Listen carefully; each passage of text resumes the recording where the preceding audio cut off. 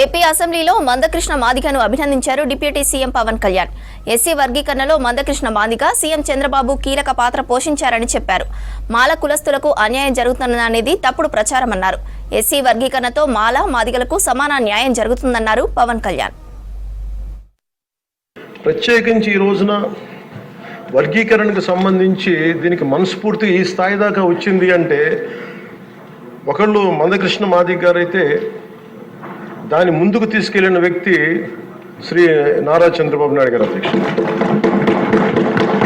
చిన్నబుచ్చుకునే తరం నుంచి మిగతా కులాలకి ఏమాత్రం సర్నేమ్స్ అని అన్ని కులాలు పెట్టుకుంటాయి, కానీ మాదిగ కులం పెట్టుకోవాలంటే ఇబ్బంది పడే పరిస్థితుల్లో నేను మాదిగాని చెప్పగలిగే గుండె ధైర్యంతో ఆత్మగౌరవంతో దాన్ని ముందుకు తీసుకెళ్లిన మందకృష్ణ మాదిగ గారిని అసెంబ్లీ సాక్షిగా మనస్ఫూర్తిగా అభినందిస్తున్నాను అధ్యక్షుడు. అలాంటి ఆత్మగౌరవ పోరాటాన్ని ముందుకు తీసుకెళ్లి దాన్ని ఆంధ్రప్రదేశ్ ఉమ్మడి రాష్ట్రంలో ప్రవేశపెట్టిన ఘనత, దాన్ని ముందుకు తీసుకెళ్లిన ఘనత శ్రీ నారా చంద్రబాబు నాయుడు గారికి మన గౌరవ ముఖ్యమంత్రి గారు దక్కుతుంది అధ్యక్ష. ఈ రోజున దేశ స్థాయిలో దీన్ని ముందుకు తీసుకెళ్ళగలుగుతున్నాం అంటే ప్రధానమంత్రి గారు దృష్టిలో పడిందంటే దానికి నాంది ఆంధ్రప్రదేశ్ నుంచే పడింది అధ్యక్ష.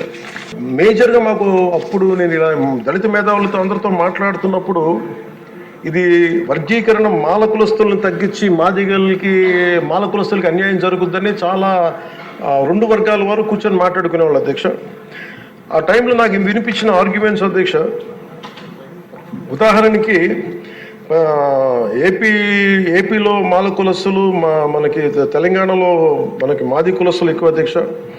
అలాగే ఇది ఒక్కొక్క చోట ఒక డామినేట్, ఒక్కొక్క కులం సబ్ క్యాస్ట్ ఎక్కువ బెనిఫిట్ తీసుకుంది రిజర్వేషన్లో, ఇది మిగతా వాళ్ళకు కూడా చెందాలనేది అనేది ఈ వాదన. ఇది ఉదాహరణకి రాజస్థాన్లో అయితే మేఘవాల్స్ జాటోస్ ఎక్కువ తీసుకుంటారు రిజర్వేషన్లో, భైరవ కులస్తులు కానీ కోలీస్ కానీ దీన్ని తక్కువ శాతం తీసుకుంటారు, ఇక్కడ వాళ్ళు బెనిఫిట్ అవుతారు అధ్యక్ష రాజస్థాన్లో.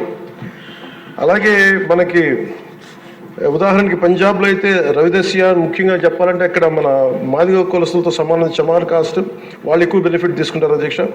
కానీ అక్కడ ఈ రోజున మేజర్ భాగం దీనివల్ల బెనిఫిట్ అయితే అక్కడ వాల్మీకిలు, మజాబీ సిక్కులు, అలాగే ఇలాగ అనేక విభిన్నంగా ఒక్కొక్క చోట ఉన్న ఈ డామినెన్స్ కావచ్చు, లేదంటే ఎక్కువ శాతం తీసుకోవడం కావచ్చు, ఇట్స్ అ బ్యాలెన్సింగ్ యాక్ట్ అధ్యక్ష.